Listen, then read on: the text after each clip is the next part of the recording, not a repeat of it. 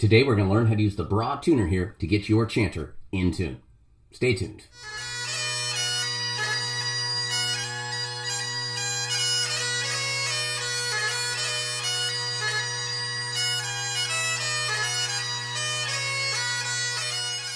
Well, hello everybody, I'm Matt Willis Bagpiper, and on this channel I make videos to make you a stronger and more confident piper. If you like this kind of content, please think about liking the video, subscribing to the channel, and hitting that bell icon to be notified of when I post new videos. I also teach Skype and online lessons, but more on that later. All right, you guys have been asking for it for some time. How do you get your pipe chanter into tune? And today we're going to be going through the process I use with the Braw Tuning app right here, which is available for iOS and Android. Before we begin today, everybody, I am not sponsored by the Braw Tuner people here. They have no idea I'm making this video. I think it's a tremendous tuner, especially for the chanter. I think this by far is the best chanter tuning app because of that display. You don't have to remember anything. It keeps it right in front of you. And wow, that's super useful. Now, this is a $30 app, I believe, to unlock all of the features, and we are going to be using all of the features in this. So for you to be able to follow along, you're going to have to get this on your device, and you're going to have to pay to get it unlocked. But that said, I really like the Braw Tuner. It's my favorite on the market when it comes to tuning the chanter because, as you can see here, this is all of the notes of the chanter. And you can see it's recording if it's sharp or flat. You don't have to remember it. You don't have to be looking at it. In fact, we're going to do a lot of the tuning while we're not looking at it. We'll talk about how I go about doing that. But we can go in, we can set our frequency. It'll tell you what your average frequency is. You can change the temperament, which is the distance between the notes. There's the Great Highland Bagpipe Standard. There's also equal temperament if you're needing to get in tune with other instruments and be in concert tuning, and a couple other options here as well. There's a lot going on. We'll be talking about that. Now, I don't use this app for drone tuning. It does have a drone option, and it's up here. I haven't actually taken the time to figure out exactly how to do that. I use a different app, the iStrobo by Peterson, and when I do finally get to how I use that for drone tuning, there'll be a review up here. But in any case, today we're focusing on the chanter.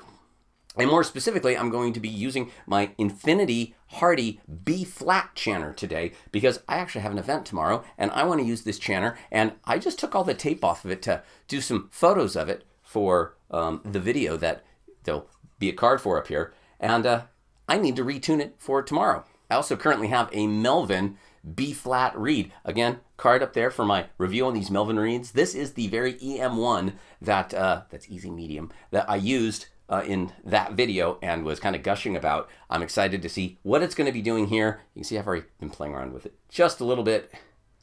We're getting close. But again, we're going to go through the process. Well, one of the first things we need to do is make sure that the bagpipe is warmed up and ready to go. So while doing this, I'm going to leave this Braw Tuner running, but I'm not going to look at it. You'll be able to see it because of the camera here, but I'm not going to be paying any attention to it, and I'm just going to play a set. Now, I've already played these for a few minutes, but I'm going to play them some more, and I want the chanter to start to settle. I don't want to just jump into tuning. If the chanter hasn't fully warmed up and stabilized, then you're chasing a moving target. So you need to play long enough to settle your chanter. And how long is that? Well, that really depends on, well, your environment. Now, one of the things I always like to do is put a little moisture on the reed. I'm a big fan of just now, it's not like there's a whole lot of moisture on there now, but I don't like dry reeds. They don't sound as good. I'm going to just play for a little bit here, and I'm going to reach up and tune the drones as needed. Again, not going into drone tuning today.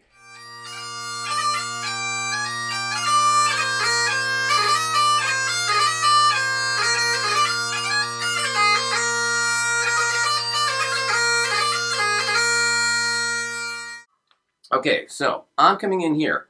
That direction, sharp. That direction, flat. Okay, so the whole thing's still trending sharp, so we're going to go ahead and pull this reed out a little bit. So as you pull the reed out, it flattens the whole chanter, but it flattens the top hand to a larger degree. I also see and hear that D in particular is already quite sharp, and there is no tape right now. And I will prove it. There is no tape on this chanter whatsoever at the moment, none on the bottom G hole either. So, now it begins. And this tape I'm using, I get it from Henderson Imports. It's kind of like stage gaff tape. It's got a little texture to it. All the bagpipe tapes have their pros and cons. This one, it tends to stay put in Texas summers a little bit better than some others. Just electrical tape works too. But in a Texas summer, that can be kind of messy.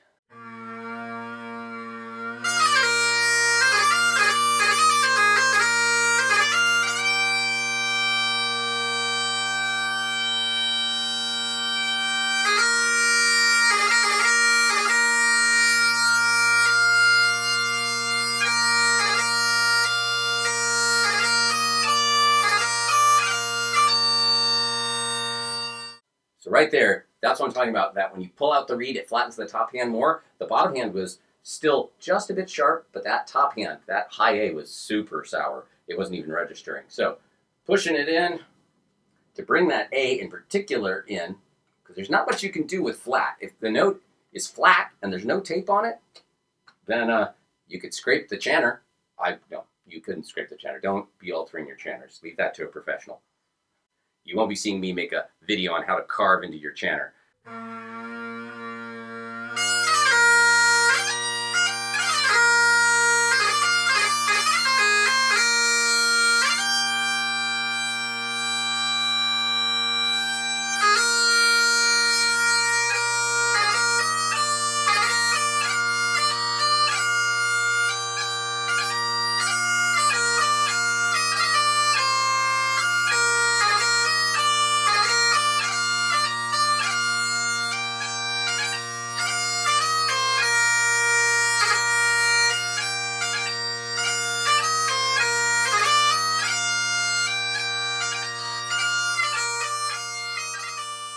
High A is definitely doing better. I can tell the chanter is starting to settle down. So now I'm going to play a few slow pieces, things that have notes that are long enough for this to register. But again, I am not going to be watching this while I do it. I want this to be recording what I'm actually blowing. And yes, we want to be blowing steadily. That's like kind of, you have to do that. But if you're watching the tuner, it's real easy to not blow steadily. Seriously, if you're looking at the note and you see it sharp, you may well be doing things to bring it down, like reducing the pressure. We want to be able to do that with reed and tape adjustments. We don't want to be doing that with our pressure. We want to be maintaining a good, solid, pressure. Also, don't be doing this without the drones sounding. If you play without your drones, you're going to be fighting a line of pressure. You're going to be backing off on the bottom hand. You're going to be over squeezing on the top hand. You're not going to be resting where you need to. So make sure that you have your drones going. This will pick it up just fine with the drones going. Drones, not an optional part of this whole endeavor.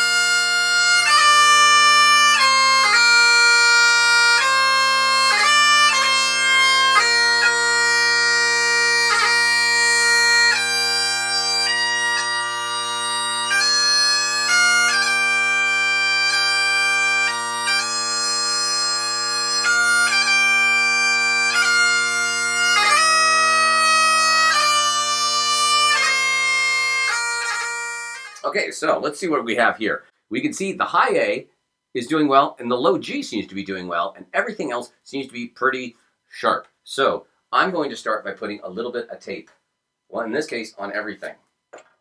In the description below, you can download the chanter taping chart you see here. On this, I show you which tone holes on the chanter correspond to which note. It's indicating the topmost open hole for any given note. It also tells you which finger would normally cover that hole.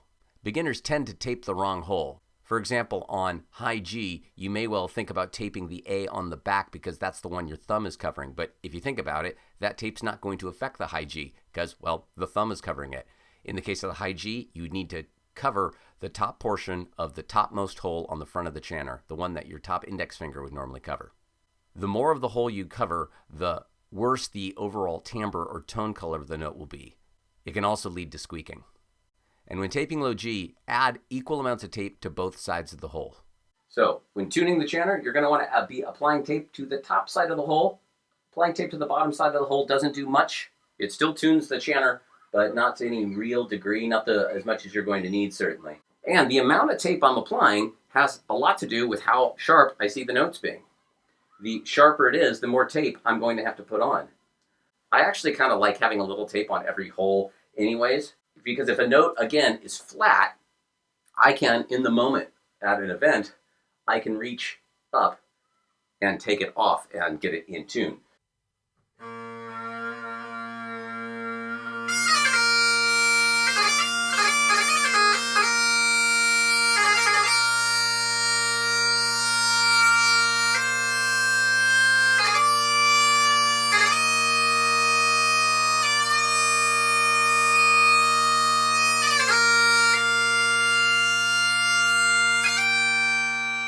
I'm actually going to give this reed a good little poke.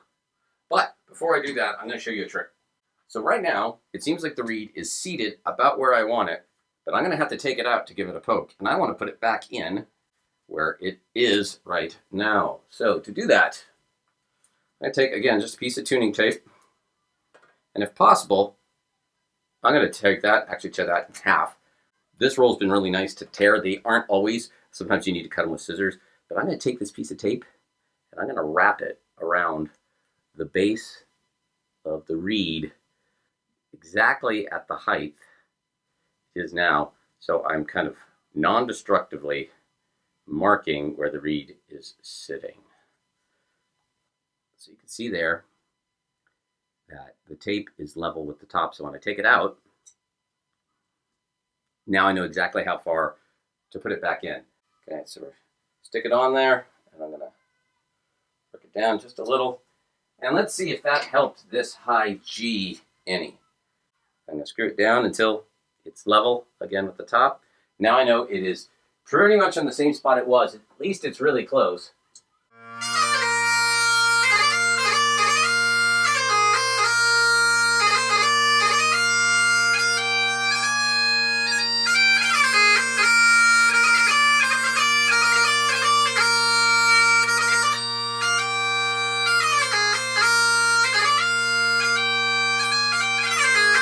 No, it did not help that high G at all, but I don't have very much tape on it, so I'm going to go ahead for now and add a little bit more tape. Now, I've said before, and I mean it, I don't like having half of the hole covered if I can, well, not have to.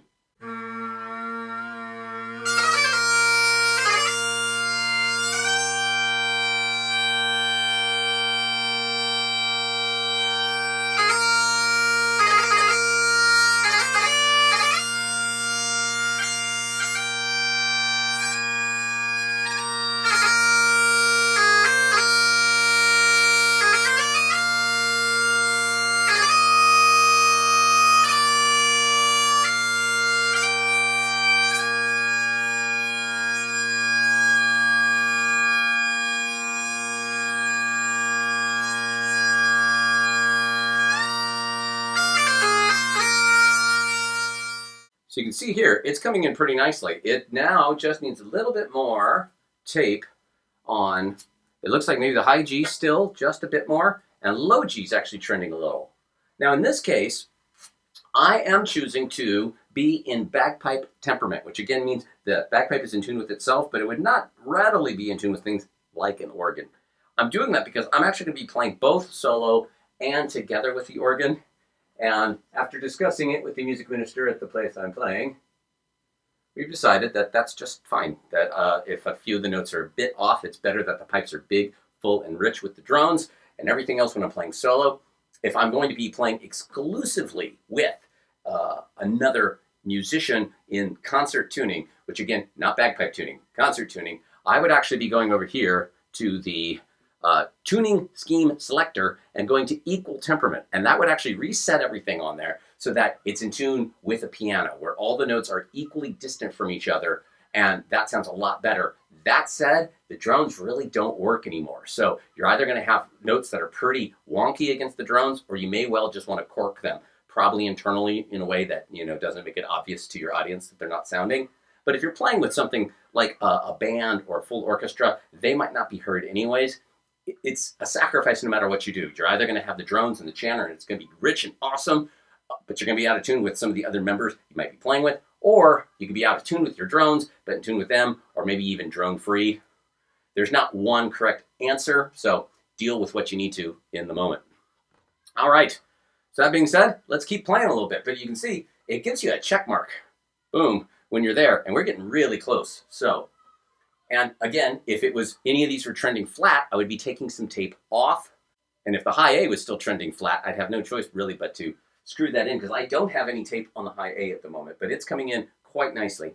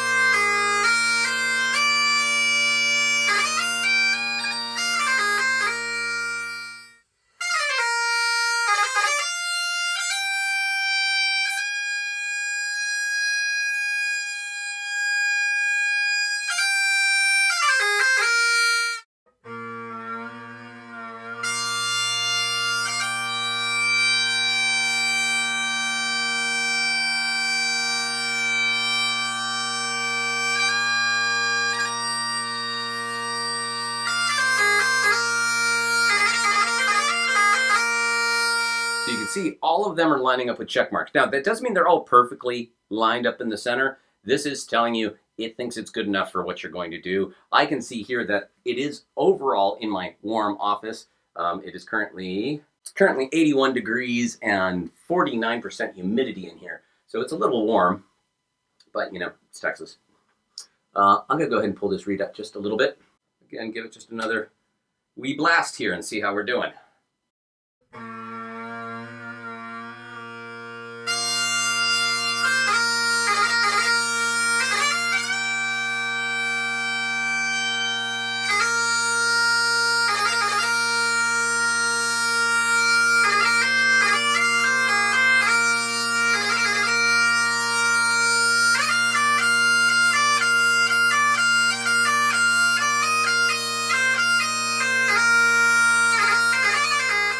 Well, there you go, everybody. I'm very happy with this. You can hear the Chanter's coming in quite nicely.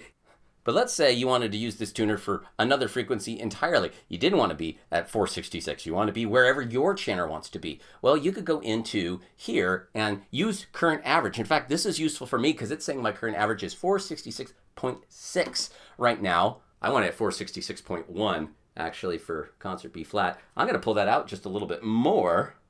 And we're going to use this average thing again and see if maybe we can get it just a little bit better.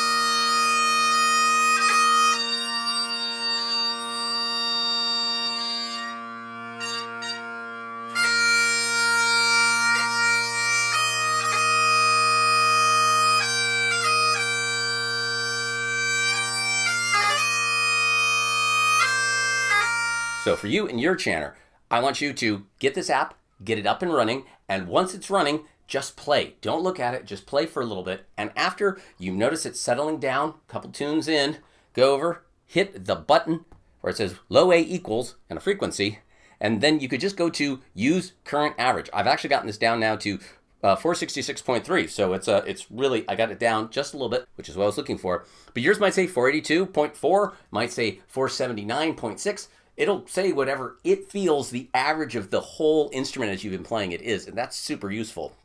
You can also set it manually here. If your pipe major says, we're at 482 today, you go in, set manually, 482, just like I put mine in manually at 466.1 because I wanted concert B flat. Then it'll be ready to read out there. Then there's also the settings here, again, for your temperament. For most everybody, you're just going to leave it in the Great Highland Bagpipe, but it is nice that there are other options on here. There's different modes. There's a day mode and a night mode. To be honest, I just prefer how the night mode looks kind of all of the time, so it's the one I use. But you are going to have to unlock the premium features to be able to set and do all the stuff we're doing. I think it's well worth it, though. This tuner has really improved. how quickly really I can get my pipe band up and running and in tune. And well, that's always a good thing. So again, as you see it go sharp, you can apply tape to your chanter. As you see it go flat, you can remove that tape. If it's flat, especially on the top hand, and there's no tape, then you're going to need to probably seat that reed a little bit more deeply. That might involve taking some string off the bottom of the reed to bring it down. You don't want to be forcing it in so much that you can actually like tweak and torque the blades of the reed. Don't do that. I mean, if it won't go down anymore, then mark it with that piece of tape so you know about where it's at. Maybe even mark it a little bit above because you're trying to bring it down. So maybe even put the tape a millimeter above the base of the top of the chanter, and then you can take the reed out, take some string off, and when you screw it back down, you have a pretty good idea of right about probably where it needs to be, and then just keep doing this. But I implore you, as you play, don't be looking at this, not any more often than you have to. I did come over here and check a few times just to see if things were trending slightly one way or another, but it's most useful to just come here, look at it when you're done, and then do your adjustments, play some more, do your adjustments, so that you're not blowing to the tuner, you're blowing where you're wanting to play, and that way, you're actually getting this thing set up properly. Well, tuning videos are always very difficult to make because ultimately, at the end of the day, tuning is a process of building your ear and building your stamina, building your ability to blow a steady, strong, confident bagpipe. If you really want to get good at tuning, apps can be super helpful, but don't fail to rely on your ear too. If your ear is telling you that, man, that D just sounds off, if it sounds shrill, shrill normally means sharp. If it sounds dull, it's probably flat. I think those are the two best words to describe what I hear when a note is sharp or flat. So again, if I feel a note is sharp, I tend to think it's shrill or piercing. And if it's flat, it tends to sound dull. And we don't want either of those. Well, I hope you found this video helpful. Again, tuning videos are quite difficult to make and show and demonstrate. And I'm trying to worry about my own tuning and my own blowing and narrating the whole thing. So I hope there's some value to be found in this. And if there is, think about giving the video a like, subscribing to the channel, and sharing with any other pipers you think might get something out of this.